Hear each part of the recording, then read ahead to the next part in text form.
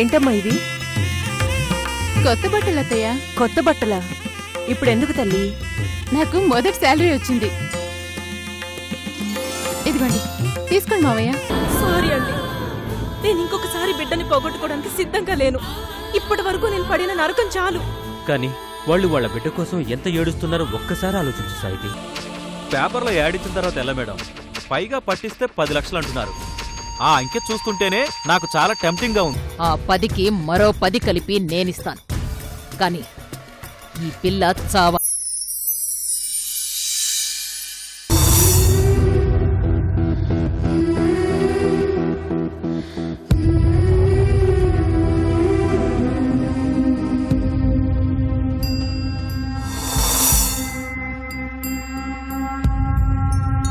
Hi. ఏం తీసుకుంటా? Coffee, tea? ఏదైనా పర్లేదు. 2 కాఫీ. Okay madam. ఏంటి ఏదో అర్జెంట్ పని ఉంది, రమ్మని చెప్పావు. నీతో మాట్లాడాలి. అవునా? ఏంటది? దేని గురించి మాట్లాడాలి?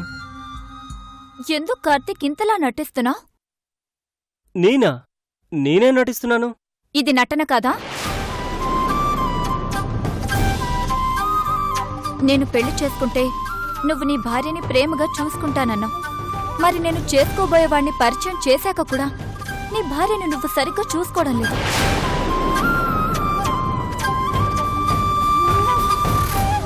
పైగా ఏమీ తెలియనట్టు చాలా నార్మల్గా ఉంటున్నావు. ఇది నటన కాదా?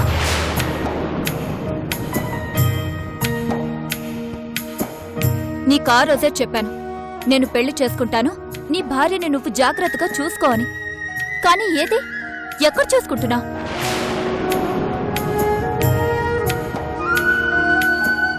నువ్వు నిజంగా మహాలక్ష్మిని భార్యగా చూసుకొని ఉండుంటే ఈ పాటికి తను నా దగ్గరకొచ్చి చెప్పేది. అలా చెప్పలేదు అంటే నువ్వు నీ మాటని నిలబెట్టుకోలేదనే కదా అర్థం. నన్ను కాస్త మాట్లాడనిస్తావా ప్లీజ్? నేను ఆ రోజు ఏం చెప్పాను? నీకు పెళ్ళైతే నా భార్యతో నేను హ్యాపీగా ఉంటాను అన్నాను. అవును, నా ఉడ్బీని పరిచయం చేశాను కదా. ఉడ్బీనే గాని హబ్బీ కాదుగా.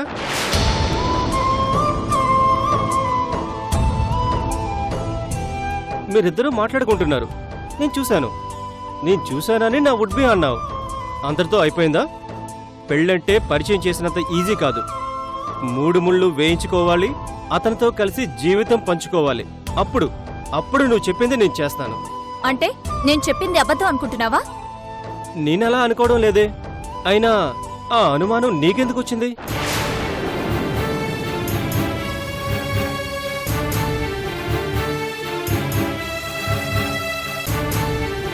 ఇది కరెక్ట్ కాదు కార్తిక్.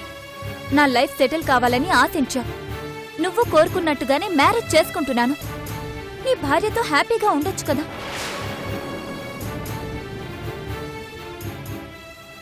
పాపం ఆ అమ్మాయి జీవితంలో ఎందుకు కన్నీళ్లు మిగుల్చుతా? చూడు శిరీష, నేను చెప్పింది మాటలు కాదు, నా నిర్ణయం నేను చెప్పాను. నేను నా నిర్ణయానికి ఎప్పుడూ కట్టుబడే ఉంటాను.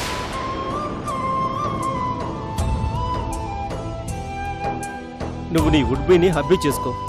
ఆ రోజు నేను నా భార్యను ఏలుకోలేదంటే అప్పుడు నువ్వు నిలదీ. అంతేగాని అప్పటి వరకు ఇలా అనవసరంగా మనం ఒకరినొకరు నిందించుకోవాల్సిన అవసరం లేదు.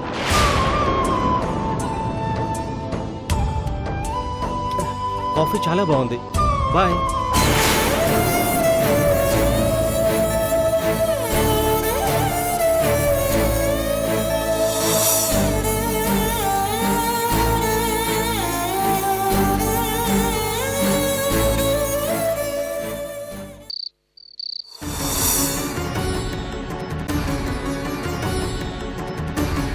నేను ఆ రోజు ఏం చెప్పాను? నీకు పెళ్ళైతే నా భార్యతో నేను హ్యాపీగా ఉంటాను అన్నాను.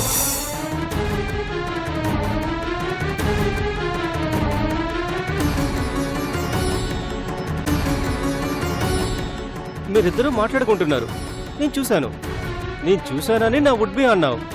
అందరితో అయిపోయిందా? పెళ్ళంటే పరిచయం చేసినంత ఈజీ కాదు. 3 ముళ్ళు వేయించుకోవాలి, అతనితో కలిసి జీవితం పంచుకోవాలి.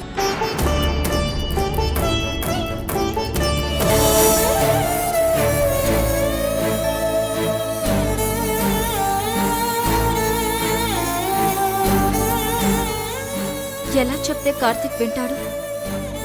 శ్యామ్ని నాకు కాబోయే భర్తని పరిచయం చేసి తప్పు చేశాను. మేడం, ఎవరిది నాకు ఒక్క పైసా కూడా ఎక్స్ట్రా అవసరం లేదు. నా కష్టార్జితం ఒక్క పైసా కూడా ఎవ్వరి దగ్గర వదలను. That is Meghashyam. ఇతనికి ఉద్యోగం చాలా అవసరం మేడం.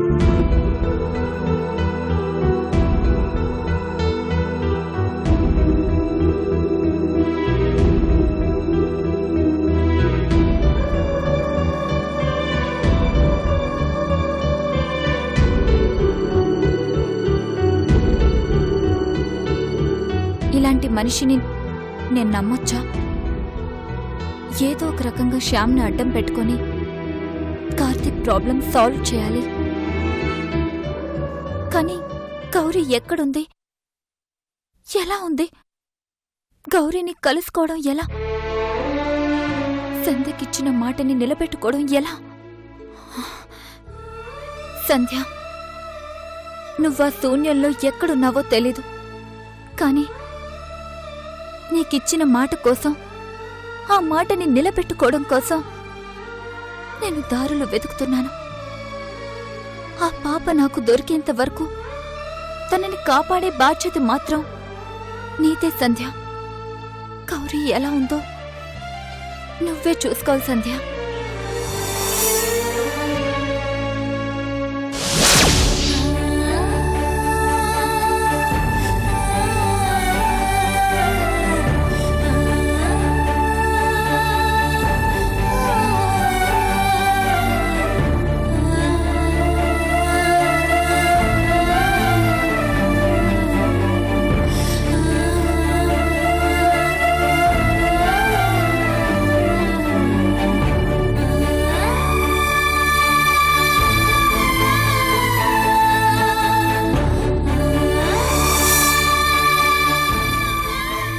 ఎంతుందండి? 104 ఉంది. నేను ఎన్నోసార్లు చెప్పాను, పిల్లలకి చాక్లెట్లు ఐస్ క్రీంలు పెట్టకండి అంటే నా మాట వింటారా? ఇప్పుడు చూడండి ఏమైందో. నువ్వేం టెన్షన్ పడకు సాయితి, నేనున్నాను కదా. నేను డాక్టర్ని. డాక్టర్ కాబట్టే దగ్గరుండి మరీ ఐస్ క్రీములు తినిపించారు. ఇప్పుడు చూడండి, జ్వరం వస్తే బాధపడుతుందెవరు, మీరా పాప? పాపకు జ్వరం వస్తే బాధపడేది మనం కాదా? సారీ అండి, పాపకి ఏదైనా జరిగితే నేను తట్టుకోలేనండి.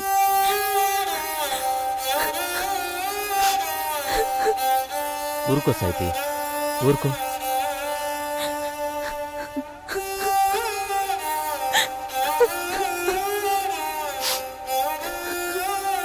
సాయితి, సాయితి ఊరుకో. సాయితి ఊరుకో.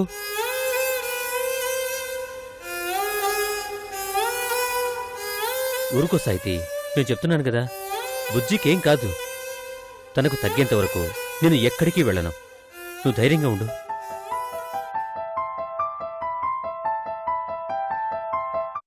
హలో, నమస్తే సార్, చెప్పండి.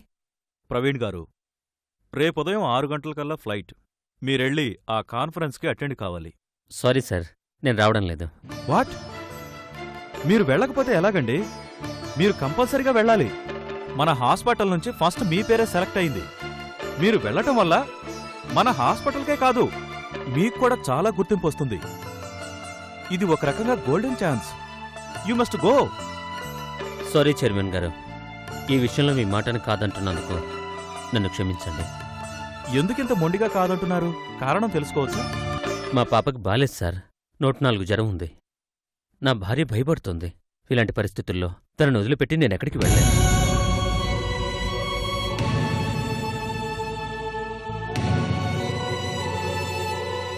మరీ ఇంత సిల్లీగా ఆలోచిస్తున్నారేంటి ప్రవీణ్ గారు? ఆ పాప మీ పాప కాదు. బోన్ మ్యారోతో బ్రతికినంత మాత్రాన మీ పాప ఎలా అవుతుంది? సార్ ప్లీజ్, దయచేసి అలా మాట్లాడకండి. మీ మీదున్న గౌరవంతో ఇంతకంటే హార్ష్గా నేను చెప్పలేకపోతున్నాను. పాప నా కూతురు, నా ప్రాణం.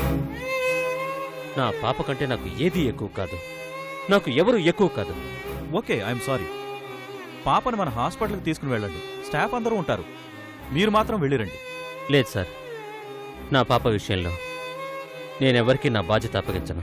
యాజ్ ఏ ఫాదర్గా నా కూతురికి జ్వరం తగ్గేంత వరకు నేనెక్కడికి వెళ్ళను.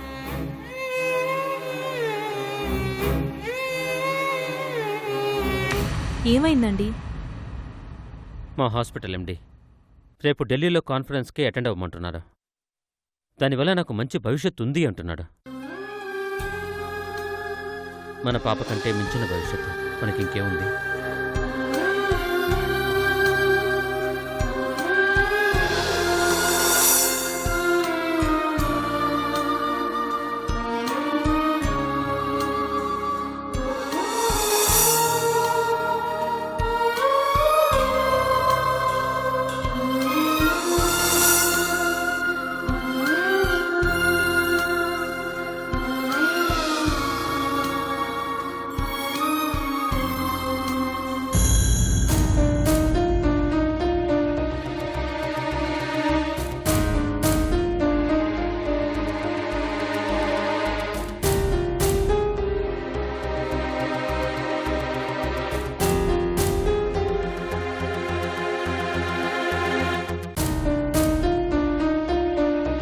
సాయితి, వాటర్ తీసుకో.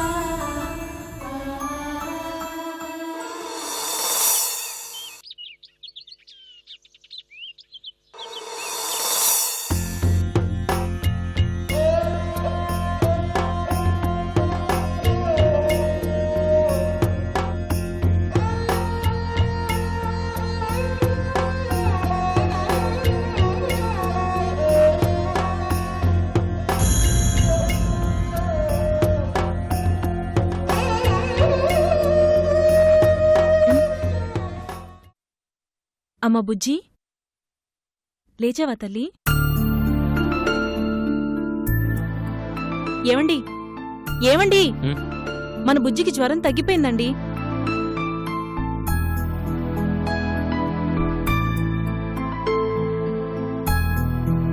గుడ్, పూర్తిగా తగ్గిపోయింది.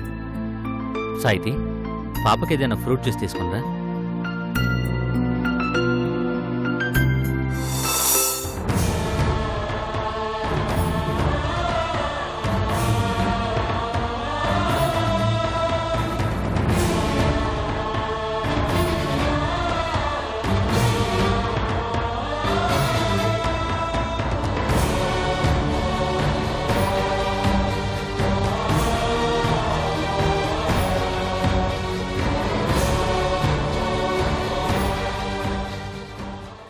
సిరి మూవలు ఆ విరిసిన పువ్వులు, చిరు చిరు ఆశలు ఈ గలగల ఊసులు, కలబోసి చేసినవి కిలకిల నవ్వులు, వెనబోసి సిరులు కొనలేరెవ్వరు. దేవుడే ఆదివి నుండి పంపిన దీవెనలు, ఎప్పుడు ఈ కోవెలలో వెలిగే దీపాలు.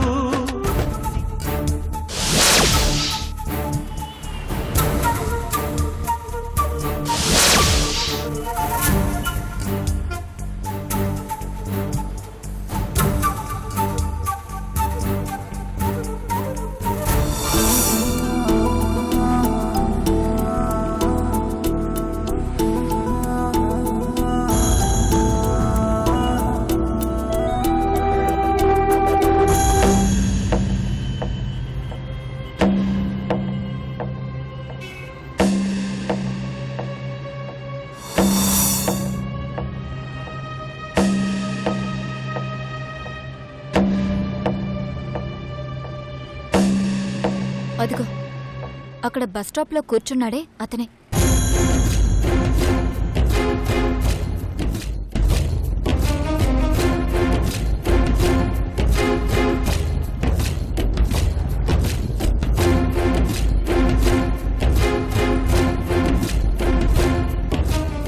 తనే కదమ్మా, నేను చూసుకుంటాను.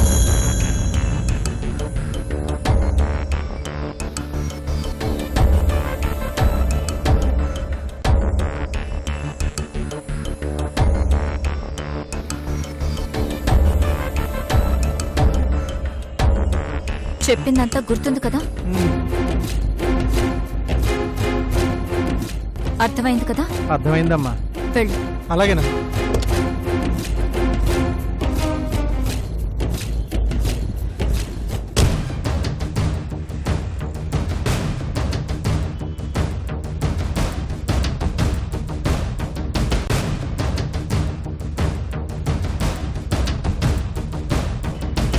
బాబు, ఇక్కడ నుంచి పెద్ద దర్గాకి వెళ్ళాలి. ఎలా వెళ్ళాలి బాబు? బస్సులు ఉంటాయా? ఈ టైంలో బస్సులు దొరకడం కష్టం. ఆటోలు వెళ్తుంటే ఆటో ఎక్కి వెళ్ళు. అలాగే బాబు.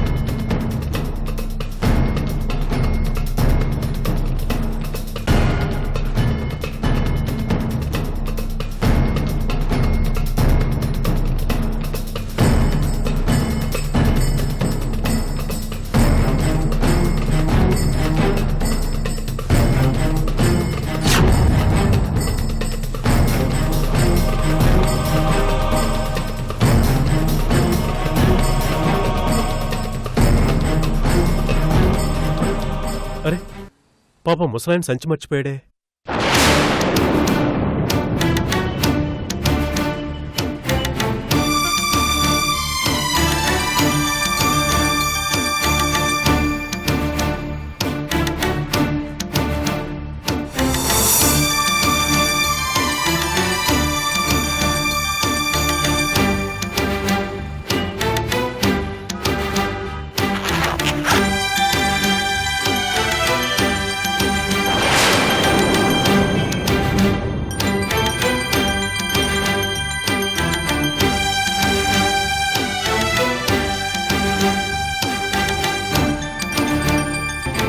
డబ్బు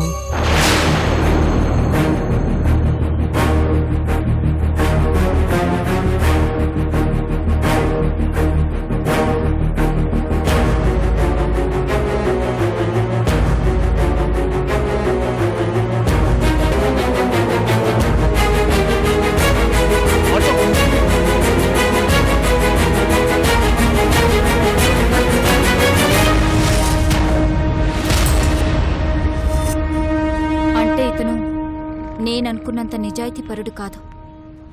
చెప్తా.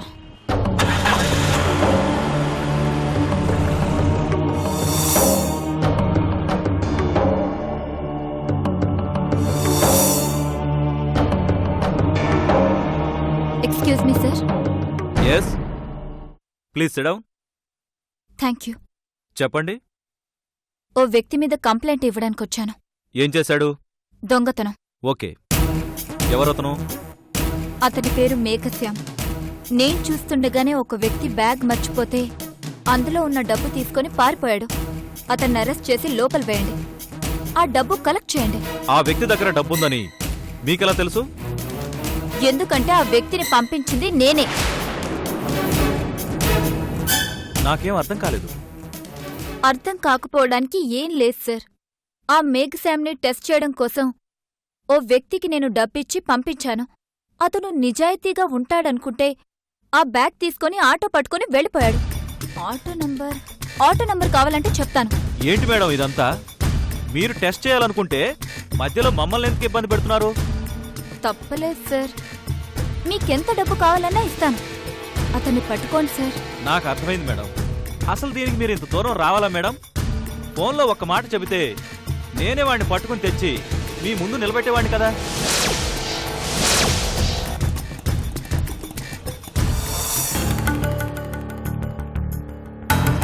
ఎస్ఐ గారు ఉన్నారా? ఉన్నారు. ఎస్ఐ గారు సిన్సియరేనా? సిన్సియరే సార్. నేను చెప్పింది అతనేంటి ఇక్కడికొచ్చాడో? మీరు అలా నిలబడండి మేడం, నేను చూసుకుంటాను కదా.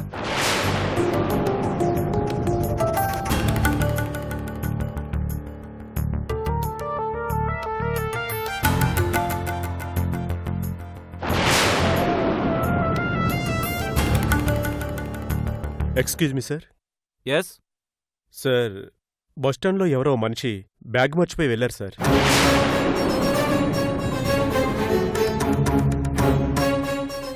మీరు ఓ సంవత్సరం పాటు కాంట్రాక్ట్ భర్తగా నా జీవితంలోకి రావాలి.